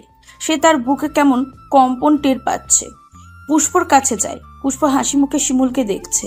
শিমুল কি বলবে ভাষা খুঁজে পায় না। মেয়েটা এতটা কষ্ট সহ্য করার পর এখন বাবু দেখে কেমন হাসছে, এটাই বুঝি না। শিমুল আস্তে করে বলল, তোর কাছে সারা জীবন ঋণী রে বউ। আমাকে বাবা বানিয়ে দিলি, ধন্যবাদ দিলে কি পোষাবে? আমাকেও তো মা বানিয়ে দিলে, এত সুখ দাও কেন আমাকে? শিমুল বাবুর ছোট্ট ছোট্ট হাতগুলো ধরে। পুষ্প শিমুলের চোখের কোণায় চিকচিক করা পানির কণা দেখে বলল, কাঁদো কেন? তোমার চোখে পানি দেখবো বলে কি এত কষ্ট সহ্য করলাম? শিমুল কথা বলতে পারে না। বাবুর ছোট্ট হাত তার চোখে রেখে চোখের পানি আড়াল করার চেষ্টা করে। এই সুখের মুহূর্ত থেকে পুষ্পর চোখেও সুখের কান্না আসে। আহা, সুখের মুহূর্ত এত সুন্দর কেন? মা হওয়া এত সুন্দর কেন? প্রিয় পুরুষকে বাবার রূপে দেখা এত আনন্দের কেন? এত এত কেনর উত্তর পুষ্প জানা নেই, আর না সে জানতে চায়। কিছু প্রশ্নের উত্তর অজানাই থাক। আপনাদের মাঝে ওনার মূল্যবান মন্তব্য রাখবেন আমাদের জেলার বর্তমান প্রশাসন কেন্দ্রের। আর সবচেয়ে বড় কথা হচ্ছে উনি অন্তররূপে গ্রামের কৃতি সন্তান ম্যাম পুষ্প শেখ। আশেপাশে সবার করতালিতে বিশাল শামিয়ানার মুখরিত হয়ে ওঠে। সবাই উৎসুক দৃষ্টিতে পুষ্পকে দেখছে। সে এমপি ইউসুফ আব্দুল্লাহ ফারুনের পাশে বেশ শালীনতার সাথে পরিপাটি হয়ে বসে আছে। তার মুখে আলতো হাসি বিরাজমান। মাথা ঘুরিয়ে সে এমপির দিকে তাকায়। উনি স্নেহভরা দৃষ্টিতে পুষ্পকেই দেখছে। পুষ্পর মনে পড়ে যায় তার শ্বশুর শওকত হাওলাদারের ক্ষমতার লোভে এই এমপির ভাগ্নির সাথেই শিমুলের বিয়ে দিতে কতই না কাহিনী করেছিল। আল্লাহর ইচ্ছায় আজকে সেই এমপির পাশের আসনে স্বয়ং পুষ্প বসে আছে। পুষ্প মাথা সোজা করে সামনের সারিতে বসা তার স্বামীর দিকে তাকায়। শিমুলের চেহারায় আলোর ঝলকানিতে ঝিকিমিকি করছে, মুখে গর্বিত হাসি। শিমুলের বুকে কেমন ব্যথা হচ্ছে। এই ব্যথা নিশ্চয়ই সুখের ব্যথা। প্রিয় অর্ধাঙ্গানীকে এমন জয়ী বেশে দেখতে কার না ভালো লাগে? সে তো তার পুষ্পকে এমন ভাবেই দেখতে চেয়েছিল। দুজনের কঠোর পরিশ্রম আর নিষ্ঠাই যেন তাদের এই সুখের নদীতে এনে ফেলেছে। হ্যাঁ, তাদের দুজনের খুব কষ্ট হয়েছে, কিন্তু এই জয়ের কাছে কষ্টটা নেহাত তুচ্ছ। পুষ্প তার কথা রেখেছে। ঠিকই অফিসার হয়ে শিমুলের মাথার মুকুট হয়ে সবাইকে দেখিয়ে দিয়েছে একটা মেয়ের বিয়ে হলেই সব শেষ না। নিজের চেষ্টা থাকলে বিয়ের পরেও সব বাধা জয় করা সম্ভব, যা কিনা পুষ্প করে দেখিয়েছে। শিমুল আনমনেই তার বুকে হাত রাখে। বুকটা কাঁপছে, হৃদয়টা যেন তাকে বলতে চাইছে তার ফুল কথা রেখেছে। পুষ্প তাকানোতে ইশারায় বক্তব্য দিতে পড়ল। পুষ্প তার 8 বছরের সন্তান শুভ্রূপের দিকে তাকায়। শুভ্রূপের মুখেও হাসি। তার মা এত সম্মানিত মানুষ, মুখে হাসি না এসে পারে? ওনাদের পাশেই শওকত হাওলাদার, মজিব হাওলাদার, পেশাকার, রাবিয়া, পলাশ, নিধি, মিজান শেখ, রোকসানা, মুন্নির বর সাজ্জাদ বসে আছে। সবার মুখে হাসি। পুষ্প এক নজরে সবাইকে দেখে। এই মানুষগুলোর দিকে তাকালে তার বিষাক্ত অতীতের কথা মনে পড়ে যায়। সে একসময় অবহেলার পাত্রী হলো, আজকে সে সবার মাথার তাজ। এখন চারিদিকে পুষ্পর গুণগান, হই হই রই রই। কি সম্মান! পুষ্প বেশ মনোযোগ দিয়ে সবার মুখের ভঙ্গিমা পর্যবেক্ষণ করে। সবার মুখে তাকে নিয়ে গর্বের হাসি। যেই শকত হাওলাদার পুষ্পকে অবহেলায় বউ করতে চায়নি, বিয়ের পরে সারাক্ষণ তুচ্ছ-তাচ্ছিল্য করে তাকে কথা বলতো, নিজের মন মতন বিয়ে করাতে পারেনি বলে বিয়ের পরের কথায় কথায় অপমান করত, তার আব্বা আমাকেও তো কত কথা শুনতে হয়েছিল। সেই শওকত হাওলাদার আজকে পুষ্পকে কিছু বলতে 10 বার ভাবে। চেয়ারম্যান পদ থেকে বাদ পড়েছে সেই কবেই। এখন তার অহংকার হলো পুষ্প। সোনা মুখ করে সবাইকে পুষ্পর গুণগান গেয়ে শোনায়। পুষ্পর মা বাবারও খাতির যত্নের পরিমাণ বেড়ে গেছে। বাড়িতে সবাই তাকে এত মান দেয় যে তার কথার উপরে কেউ কথা বলার সাহস পায় না। পুষ্প গলা পরিষ্কার করে সবাইকে সালাম দেয়। উৎসুক জনতা বিনা আদেশে পিন পতন নীরবতা পালন করে। হয়তো এত বড় অফিসার কথা বলছে বলেই এত সম্মান। পুষ্পর মাঝে নেই কোনো ছেলে মানুষই, নেই কোনো চঞ্চলতা। পরিপূর্ণ নারীতে পরিণত হয়েছে একজন বিচক্ষণ অফিসারের ভূমিকা পালন করতে সে সদা প্রস্তুত। এই তো এত এত মানুষের সামনে কথা বলতে তার বিন্দু মাত্র সংকোচ হচ্ছে না। বেশ সাবলীল ভাবে সে তার কথা শুরু করে। আপনারা অনেকেই হয়তো আমাকে চেনেন, আর চিনবারই কথা। আমি তো এই এলাকারই মেয়ে। সবাই আমার সফলতার গল্প শুনতে চায়। আমিও আমার সফলতার গল্প বলতেই বেশি স্বাচ্ছন্দ্য বোধ করি। আসলে আমার কষ্টের চেয়ে সুখের কথা বলতেই বেশি ভালো লাগে। সফল শব্দটা যেমন আকার ইকার ছাড়াই খুব সহজে উচ্চারণ করা যায়, কিন্তু এই সফল শব্দটা নিজের করে নিতে করতে হয় অক্লান্ত পরিশ্রম। এর পেছনে থেকে যায় হাজারো তিক্ত অভিজ্ঞতার সাধনা, কষ্ট। আমার সফলতার পেছনেও একটা গল্প আছে, তবে আমি আপনাদের সেই গল্পটা বলবো না, কারণ আমি আমার জীবনে তাদের উপর খুব বেশি কৃতজ্ঞ যারা আমাকে হোঁচট খাইয়েছে, আমাকে আঘাত দিয়েছে, আমাকে কাগজের মতো মুছড়ে ফেলেছে। ওনারা যদি এগুলো না করতো আমি হয়তো সেই সাধারণ মেয়ে পুষ্পই থেকে যেতাম। ওনারাই তো আমাকে অফিসার বানাতে অগ্রসর করে দিয়েছে, মস্তিষ্কের সুপ্ত ভাবনা জাগিয়ে দিয়েছে। আমি তাদের কাছে ভীষণভাবে কৃতজ্ঞ, যারা আমাকে ভেঙে চুরে ছায়ের মতো উড়িয়ে দিতে চেয়েছিল। কিন্তু আল্লাহর পরিকল্পনা বোধহয় অন্যরকম ছিল, তাই তো তিনি নিজের পরিকল্পনা মোতাবেক কাজ করেছেন। আমার হাজবেন্ড, সে আমার হাজবেন্ড না, সে আমার হিরো, আমার আইডল।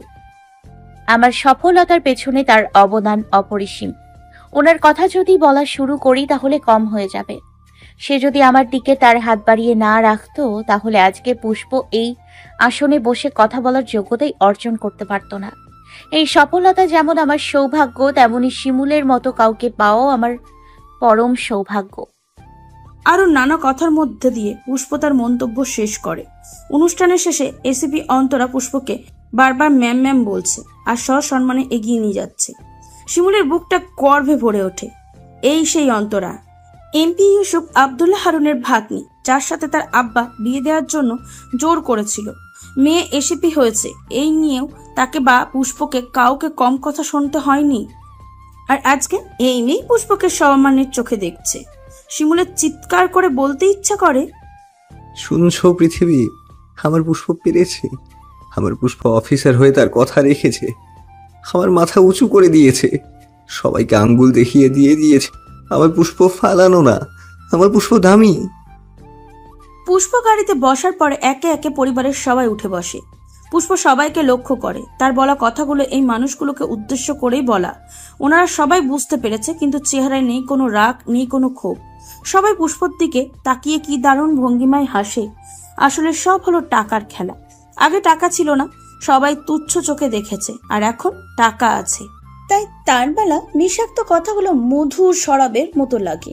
পুষ্প আজকাল বেশ বুঝতে পারে যে জীবন ভালো থাকতে গেলে টাকাই সব। তোমার টাকা থাকলে তুমি সবার মন জুগিয়ে চলতে পারবে। যেই না কাউকে আর কিছু দিতে পারবে না, তখনই তুমি খারাপ দুনিয়ায়। বিশ্রী কথাগুলো তোমার প্রাপ্য। মাঝে মধ্যে পুষ্প ইচ্ছা করে সবাইকে কটু কথা শোনাতে, কিন্তু মন বলে কুকুরের পায়ে কামড় দিয়ে মুখে নোংরা লাগানো ভালো কাজ না। সে আমার সাথে খারাপ আচরণ করেছে বিধায় আমারও যে এমন আচরণই করতে হবে এমন তো কোনো কথা নেই। পুষ্প না হয় চুপ থাকুক, তবে সবার এই আধিক্যতা তার অসহ্য লাগে। বিষাক্ত সাপের চোখে মধুর আনাগোনা যে বড্ড বিমানান। তবে আমরা বাঙালি, আমরা সব পারি। যাকে পড়ালেখা বন্ধ করার জন্য ঝগড়া করে স্বামী সমেত বের করে দেওয়া হয়েছিল, তাকে আজকাল রানীর মর্যাদা দেওয়া হয়। পুষ্পর প্রতি সবার কি স্নেহপূর্ণ চাহনি, আহা কি স্নেহ। বাড়িতে আসার পরে পেশাকার গদগদ গলায় পুষ্পর গুণগান করছে। পুষ্প সবাই বসে পড়ে, শুভ্রকে কিছু বলছে।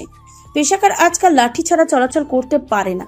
শুধু লাঠি কেন, যাকে ছাড়া তার একটা মুহূর্তও চলে না সে হচ্ছে রাবেয়া। রাবেয়াকে ছাড়া পেশাকারের কিছুই করতে পারে না। সারা জীবন আসমা আসমা করে পেশাকার রাবিয়াকে ভীষণ কষ্ট দিয়েছে। সবকিছুতেই মেয়েকে আগে প্রাধান্য দিয়েছে। রাবেয়াকে একটুও সম্মান দেয়নি, না কোনো কথার গুরুত্ব দিয়েছে। পেশাকার নিজের মেয়েকে না ভেবে অন্য বাড়ির মেয়েকে ভাবতেই পারতো না। সব ভালো মন্দ মেয়ের জন্য বরাদ্দ রেখে রাবিয়ার জন্য উচ্ছিষ্ট রেখেই অভ্যস্ত ছিলেন। পেশাকার ভেবেছিলেন শেষ বয়সে তার মেয়েই তাকে দেখবে। এত আদর যত্ন করে মেয়ে বড় করেছেন, এতটুকু আশা তো করাই যায়। কিন্তু ওনার ধারণা পুরো ভুল প্রমাণিত হলো যখন উনি অসুস্থ হয়ে বিছানায় শুয়ে পড়েছিলেন। ওঠার শক্তিও ছিল না, বিছানায় মলমূত্র ত্যাগ করতে হতো। তখনও ওনার তেজ সামান্য কমেনি। আসমাকে আসতে বললে সেও আসে, কিন্তু এই অবস্থায় মায়ের সেবা করতে নারাজ। মায়ের মুখের ওপর সোজা হাফটা বলে দিল, আম্মা, আমার তো নিজের সংসার আছে, আমি সব ফেলে তোমার গুমুত সাফ করলে চলবে? কাজের মেয়ের আইখানা। পেশাকার আসমার কথা শুনে থমথমে খেয়ে যায়। অবিশ্বাস্য চোখে তাকিয়ে থাকে মেয়ের দিকে। এই দুর্দিনে মেয়ের মুখে এমন কথা আশা করেনি। সারা জীবন মেয়েকে ভালোবেসে সব করেছেন, আর এখন মেয়ে এইসব কি বলে? পেশাকার হয়তো ভুলে গিয়েছিল যে বৃদ্ধ বয়সে মেয়ে না, সাধারণত ছেলের বউরাই হাতের খুঁটি হয়। সুতরাং সবার উচিত নিজের মেয়ের মতন পরের মেয়েরও যত্ন নেয়া। পরের মেয়ে মনে একবার জায়গা করে নিলে তারা নিজের মায়ের থেকেও শাশুড়িকে বেশি আদর, সম্মান, ভালোবাসা দেয়। পেশাকার অসহায় অবস্থা রাবিয়ার চোখে পড়ে। উনি মানুষ, কোনো জানোয়ার না যে মুখ ফিরিয়ে নেবেন। উনি ঠিক সেবা করলেন। পেশাকার অনুতপ্ত হয়ে রাবিয়ার পা ধরে ক্ষমা চাইলেন। এমন কাজে রাবিয়া হতভম্ব, কিন্তু পেশাকার কেঁদে কেঁদে ঘর ভর্তি মানুষের সামনে নিজের সমস্ত দোষ স্বীকার করে নিলেন আর বারবার করজোড়ে ক্ষমা চাইলেন। রাবিয়া ওনার কাজে কেঁদে দেয়, সব দোষ ভুলে শাশুড়িকে সেবা যত্ন করে সারিয়ে তোলে। তারপর থেকে পেশাকার তারের মতন সোজা হয়ে গেছে। আজকাল রাবিয়ার কথা ছাড়া যেন নিঃশ্বাসও ছাড়ে না। রাবিয়া মনে মনে ভাবে, এই ভালোটা যদি বয়সকালে হতো তাহলে কতই না ভালো হতো। পেশাকার বলল, অপুষ্প বইন। পুষ্প মাথা ঘুরিয়ে তাকায়। ইদানিং পেশাকার তাকে বইন ছাড়া ডাকে না। এই মহিলা তাকে যা কষ্ট দিয়েছে তা ভুলবার মতো না। ওনাকে দেখলে এমনিই মনে পড়ে যায়। কথাই আছে না, সময় চলে যায়, কিন্তু সেই সময় পাওয়া আঘাতগুলো মন থেকে চলে যায় না। পুষ্প তাকানো তো পেশাকার বলল, এমপি কি কইল বইন? তেমন কিছু না, রাজনৈতিক আলাপ। পেশাকার মাথা নেড়ে বুঝবার ভঙ্গিমা করে। পুষ্প বলল, সুইটির কি খবর? পেশাকার উদাস চোখে তাকায়। সুইটির এই নিয়ে 5টা বিয়ে হয়েছে, কিন্তু কোনো ঘরেই বেশি দিন থাকতে পারে না। আবার বিয়া দেখতাছে। পুষ্প হাসে। আপনার গুণবতী নাতনি ছিল না বুবু, তার এই হাল মানা যায়? পুষ্পর সাথে ঘরে বাকি সবাই হাসে। আসলে সুইটি মুখ চলে বেশি, তাই তো মুখের উপরে তালাকও পায় বেশি। পুষ্পর কথায় পেশাকার বলে, যাজ্ঞা, আমি আর ওরারে নিয়া মাথা ঘামাই না, যার যার কপাল। দুপুরে খাবার টেবিলে হরেক রকমের তরকারির সমাহার। সবাই পুষ্পকে খাওয়ানোর জন্য ব্যস্ত হয়ে যায়। পুষ্প চুপচাপ সবার কর্মকাণ্ড দেখে। গরুর মাংস, খাসির মাংস, আরো হরেক রকমের তরকারি টেবিলে শোভা পাচ্ছে। এই গরুর মাংস দেখলেই পুষ্প চোখে অনেক বছর আগের দৃশ্যটা ভেসে ওঠে। আহা, মানুষের ভাগ্য কত পরিবর্তনশীল। এই পরিবর্তনের জন্য দরকার চেষ্টা, ইচ্ছা, জেদ আর কঠোর পরিশ্রম। পরিশ্রম ছাড়া জীবনের সাফল্য অর্জন করা অসম্ভব। তাই তো পরিশ্রমকে সাফল্যের চাবিকাঠি বলা হয়। পুষ্প তার অতীতের মুখোশধারী মানুষগুলোকে কটু কথা শোনাতে চায় না। আসলে ওনারা তার সাথে যা করেছে সেও এমন বিশ্রী ব্যবহার করতে চায় না। মানুষ স্বার্থপর, স্বার্থ যেখানে আছে সেখানেই সবাইকে পাওয়া যায়। পুষ্প তার আশেপাশের মানুষের স্বার্থপরতা দেখে। অন্যায় তো সবাই করতে পারে, কিন্তু এই দুনিয়ার শাস্তি পায় কয়জন? আল্লাহ অন্যায়কারীদের অবশ্যই শাস্তি দিবেন। আল্লাহর ফয়সালার জন্য পুষ্প ধৈর্য ধারণ করে আছে। বিকালে পুষ্প তার বাবার বাড়ি যায়। এখানেও তার আর শিমুলের খাতির যত্ন বেড়ে গেছে। আজকাল মুন্নির থেকে পুষ্পর কদর বেশি। মুন্নির স্বামী যা সম্পদ আছে তা কেনার ক্ষমতা আছে পুষ্পর। কথাটা শুনতে অবাক লাগলেও সত্যি। পুষ্প আর শিমুলকে তাদের বাসায় নেওয়ার কি চেষ্টা! পুষ্প যাবে না। যাদের মানসিকতা এত নীচ তাদের বাসায় যাওয়ার কোনো প্রশ্নই আসে না। আজকে টাকা আছে বলেই সবাই সম্মান দিচ্ছে, যখন টাকা ছিল না তখনই সবাই দূরছাই করেছে। কেন, যাদের টাকা নেই তারা কি মানুষ না? টাকাই কি জীবনের সব? মানুষ এমন কেন? এই দুনিয়ার টাকাটা কদর এত বেশি কেন? পলাশের ভার্সিটি থেকে সিলেট বনভোজনে যায়। পলাশ সিদ্ধান্ত নেয় সে আর নিধি, শুভ্রব আর সোহাগকে নিয়ে ঘুরতে যাবে। শিমুল সিদ্ধান্ত নেয় তারাও সাজেক যাবে। সাজেকে মেঘ উড়ে যাবে, সে তার পুষ্পরানীকে নিয়ে সেই মেঘের হুড়াহুড়ি দেখবে। যেই ভাবা সেই কাজ। শুভ্রবকে পলাশ আর নিধির সাথে রেখে দুজনে 4 দিনের ট্যুরে চলে যায়। শুভ্রব এত বোঝদার একটা ছেলে, বাবা মা চলে যাওয়াতে একটু মন খারাপ করেনি। পুষ্প আর শিমুল সারা রাস্তা গল্প করে কাটায়। পৌঁছে পুষ্প বারান্দায় যায়। খোলা আকাশের এত কাছে দাঁড়িয়ে শুভ্রবকে খুব মিস করে। সে শুভ্রবকে ফোন দেয়। হ্যালো মা। শুভ্রবের মা ডাক শুনে পুষ্পর মনটা ঠান্ডা হয়। কি করো বাবা? মা, আমরা জাপলং থেকে হোটেলে ফিরছি, তোমরা কি করো? আমরা মাত্র পৌঁছালাম। শুভ্রব হেসে বলল, আমাকে মিস করছো তাই না আম্মু? পুষ্প হাসে। ছেলেটা একদম শিমুলের মতন বুঝতার, কিভাবে যেন পুষ্পকে বুঝে যায়। হ্যাঁ বাবা, এত সুন্দর জায়গা, তোমাকে মিস না করে পারছি না। শুভ্রব বেশ বড়দের মতন করে বলল, আচ্ছা, সিলেটেও খুব সুন্দর মা, আমিও তোমাদের মিস করছি। আমাকে নিয়ে ভেবো না, বাবাকে টাইম দাও। বাবা, লাভ ইউ। পুষ্প মুচকি হাসে। বাবা লাভ শুভ্রব। জানি মা। পুষ্প মাথা ঘুরিয়ে পাশে শিমুলকে পায়। তারপর শুভ্রবের সাথে আরেকটু কথা বলে ফোনটা রেখে দেয়। শিমুলের দিকে না ফিরেই বলে, শুভ্রবকে মিস করছি। আমিও। পুষ্প মন খারাপ করে বলল, নিয়ে আসলেই ভালো হতো। পুষ্প, স্বামী স্ত্রীর আলাদা সময় কাটানোর দরকার আছে, এতে করে দুজনের মন ভালো থাকে। সারাক্ষণ এই সংসার, বাচ্চা, চাকরি নিয়ে থাকলে মন নষ্ট হয়ে যায়। জীবনের প্রতি অনীহা আসে, প্রিয়জনের প্রতি বিরক্ত লাগে। মাত্র 4 দিন আমরা দুজন পাখির মতো উড়ি, দুজনকে একটু সময় দিই। আরেকবার শুভ্রব আমাদের সাথে থাকবে কেমন? পুষ্প মাথা নাড়ে। সব ব্যাপারে শিমুল এত সুন্দর করে বোঝায় যে না বুঝে উপায় নেই। শিমুলের কাছে সব সময় পজিটিভ কথা থাকবে, এটাই পুষ্পর শক্তি। শিমুল তাকে কখনোই ভেঙে পড়তে দেয় না। শিমুল পিছন থেকে পুষ্পকে জড়িয়ে ধরে, ঘাড়ে মুখ গুজে নেয়। আষ্টে পৃষ্ঠে জড়িয়ে ধরে বলল, কেমন লাগছে পাখি? পুষ্প বিগলিত হাসে। বিয়ের এত বছরেও শিমুল বিন্দু পরিমাণ পাল্টায়নি। সেই প্রথমের মতনই পাগল প্রেমিক রয়ে গেছে। আর এই পাগলামি অবচপানা গুলোই পুষ্পকে অমূল্য সুখ দেয়। এই সুখটা চাইলে টাকা দিয়ে কেনা না সম্ভব। এই সুখ কেবলমাত্র শিমুলের পাগলামিময় ভালোবাসাই খুঁজে পাওয়া সম্ভব। শিমুল যখন তার জন্য পাগলামি করে তখন তার কি যে ভালো লাগে।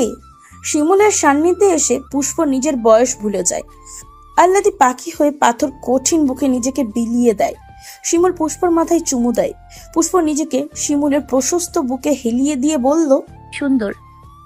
কত সুন্দর? প্রেমে পড়ার মতো সুন্দর। শিমুল ভ্রুকুচকে বলল, শিমুল থাকতে সাজেকের প্রেমে পড়বে কেন? শিমুল কি পুরনো হয়ে গেছে? পুষ্প ফিরে শিমুলের গলা জড়িয়ে ধরে। পায়ের পাতা উঁচু করে শিমুলের নাকের সাথে নিজের নাক আলতো করে ধাক্কা দিয়ে বলল, আমি প্রকৃতির প্রেমে পড়েছি সাহেব। আপনার কি হিংসা হচ্ছে? হ্যাঁ। তাই? হ্যাঁ। আমি তো তোমাতেই মুগ্ধ সারাক্ষণ। শিমুল পুষ্পর কোমরে হাত রেখে মাঝখানের কিঞ্চিত দূরত্ব ঘুচিয়ে দেয়। মুখে বলল, আমিও তোমাতে মুগ্ধ, বারবার প্রেমে পড়তে চাই। এই চোখে আমার সর্বনাশ দেখতে চাই আরো সহস্র বছর। পুষ্প শিমুলের সহজ সাবলীল কথা শুনে অভ্যস্ত। শিমুল পুষ্পর কাছে নিজেকে বইয়ের মতন খুলে দিতে বেশি স্বাচ্ছন্দ্য বোধ করে। পুষ্প মুগ্ধ চোখে তাকিয়ে বলল, তুমি বর কম, প্রেমিক বেশি। শিমুল ঠোঁট প্রশস্ত করে হাসে। আপনার প্রেমিক আপনার জন্য রুমে কিছু রেখেছে, গিয়ে দেখুন। দেখে পাগল প্রেমিকের তৃষ্ণার্ত মন ঠান্ডা করুন রানী সাহেবা। পুষ্প মাথা নাচিয়ে রুমে যায়। শিমুল রিসর্ট থেকে বেরিয়ে যায়। পুষ্প রুমে এসে বিছানায় একটা লাল শাড়ি পায়, সাথে লাল চুড়ি, শর্ট হাতা, কালো রঙের ব্লাউজ, কালো টিপ, সাথে একটা চিরকুট। পুষ্প উত্তেজিত হাতে চিরকুট হাতে নেয়। প্রথম প্রেমে পড়ার মতন শিহরণ সারা গায়ে ছড়িয়ে যাচ্ছে। চোখের তারায় চাঁদের ঝিকিমিকি উজ্জ্বলতা নিয়ে চিরকুটে চোখ রাখে। প্রণয়িনী, আমার প্রণয়ের মাতাল বাতাস কি তোমায় ছুতে যায় ঠিক আগের মতো? জানি এত বছরের সংসার, এসব বলা খুবই ছেলে মানুষই। কিন্তু আমার যে পাগল প্রেমিক রূপেই থাকতে বেশি ভালো লাগে। ক্ষণে ক্ষণে তোমার প্রেমে পড়তে ইচ্ছে করে। লাল নীল বিষ ব্যথায় তোমাকে বিষাক্ত করে দিতে ইচ্ছে করে। তুমি কি বিষাক্ত হতে চাও? লাল শাড়ি দিয়েছি সোনা, শিমুল ফুলের মতোই আজকে লাল হয়ে যাও। ফুলের মতো রাঙানোর দায়িত্ব না হয় আমিই নিলাম। কি শিমুল ফুল সাজবে? সন্ধ্যা পেরিয়ে রাত হয়, চারিদিকে ঝিঝি পোকা ডাকে। শিমুল আস্তে করে দরজা ঠেলে রুমে আসে। ইচ্ছা করে পুষ্পকে তৈরি হতে সময় দিচ্ছে, তাই সে একটু দেরি করে এসেছে। রুমে এসে পুষ্পর মুখোমুখি হয়। পুষ্প শিমুলের সামনে এসে লজ্জা পায়। এত বছর পরেও লজ্জা পাওয়াটা বেমানান হলেও সে লজ্জা পাচ্ছে। শিমুল মুগ্ধ চোখে তাকিয়ে থাকে। লাল শাড়িতে পুষ্পকে সুন্দর লাগবে ভেবেছিল, কিন্তু এমন মাতাল করা সুন্দর লাগবে তা কল্পনাও করেনি। পুষ্প হাত ধরে বলল, এত সুন্দর লাগছে, ও মাই গড, আমার হার্ট ফার্ট বন্ধ হয়ে যাচ্ছে। পুষ্প লজ্জা লজ্জা চোখে শিমুলের গভীর চোখে চোখ রাখে। শিমুল ফুলের মতোই সেজেছি, হয়েছে না? শিমুল মনোযোগ দিয়ে দেখে। আস্তে করে তার পুরো ঠোঁটের ভাঁজে পুষ্প লাল রঙা ঠোঁট আলতো করে ছুঁয়ে দেয়। দহনে দুটো শরীর কেঁপে ওঠে। শিমুল বলিষ্ঠ হাতে পুষ্পর কোমর দুহাত দিয়ে ধরে উপরে উঠিয়ে নেয়। হয়েছে, আমি আর একটু রাঙিয়ে দেই, আর একটু লাল আভা মেখে দেই, শিমুলের রানী রূপে আবার আবির্ভাব করে দেই। আজকে নতুন করে শিমুল ফুল ফুটাই। পুষ্প কথা বলে না, বিবশ চোখে শিমুলের কপালের সাথে নিজের কপাল ঠেকিয়ে ঝড়ো হওয়ার তালে শ্বাস নেয়। শিমুলের এমন আবেদনময় আহ্বানে নিজেকে সামলানোর ক্ষমতা তার নেই। চোখের পলকে বুঝিয়ে দেয় সে লাল আভা গায়ে মাখতে চায়। শিমুল মুচকি হাসে। এই নারীতেই তার সর্বসুখ। দেহের প্রতি ভাজে ভাজে যেন সুখের হাত ছানে। এত বছরও যেন পুরনো হয় না। আসলে শিমুল পুরনো হতে দেয় না। নিজের মন মতন পুষ্পকে নিজের সামনে উপস্থাপন করে ভালোবাসার দেহ মনে নতুনত্ব আনার চেষ্টা করে। সাজেকের ছোট্ট রুমে ভালোবাসাময় টিপটাপ বৃষ্টি পড়ে। একে অপরের মাঝে ডুবে থাকতে চায়। পুষ্প শিমুলের বুকে মাথা রেখে শুয়ে আছে। শিমুল শক্ত করে পুষ্পকে জড়িয়ে নেয়। ফিসফিস করে বলল, তুমি আমার ফুল, আমার একান্ত ব্যক্তিগত ফুল। পুষ্প শিমুলের নমস বুকে নাক ঘষে। তার জীবনের সবচেয়ে বড় পাওয়া শিমুল। তার জীবনে শিমুলকে বাছাই করার সিদ্ধান্ত মোটেও ভুল ছিল না। শিমুলের আদরের আবেশে বিড়ালের মতন বুকে মিশে বলল, তুমি আমার রাজা, আমার শিমুল রাজা, আমার নেতা। বাধা বিপত্তি অভাব কষ্ট সব জয় করে যখন দুজন মানুষ এক হয়, ভয়কে জয় করে জীবন যুদ্ধে সফল হয়, তখন পৃথিবী আসলেই সুন্দর। আর পাশের মানুষটা যদি সত্যিকারের ভালোবাসার মানুষ হয়, তাহলে পৃথিবী কোনো বাধাই তখন পথ রুখতে পারে না। সব বাধাকে আঙুল উঁচিয়ে দেখিয়ে দেওয়া যায়, দেখো আমার এমন একজন আছে যে থাকলে আমি সব পারি। তেমনি পুষ্প শিমুল আছে, সব ঝড় পেরিয়ে দুজনে সুখী। আমরা সবাই এমন কাউকে আশা করি যার দিকে তাকালে নিজেকে সুখী ভাবা যায়, যে পাশে থাকলে সব বাধা অতিক্রম করার সাহস পাওয়া যায়। আমরা সবাই এমন মানুষ খুঁজি, নিজেকে এমন কারোর কাছে সঁপে দিতে চাই, শিমুলের মতো নিজের করে তার শিমুল ফুল জয় করে নিতে চাই। ভালো থাকুক পৃথিবীর সকল শিমুল ফুল। পৃথিবীর সকল মানুষ তাদের মতোই জয় করে নিক ভালোবাসার মানুষকে, যাকে দেখলে শান্তি লাগে, মন ভরে।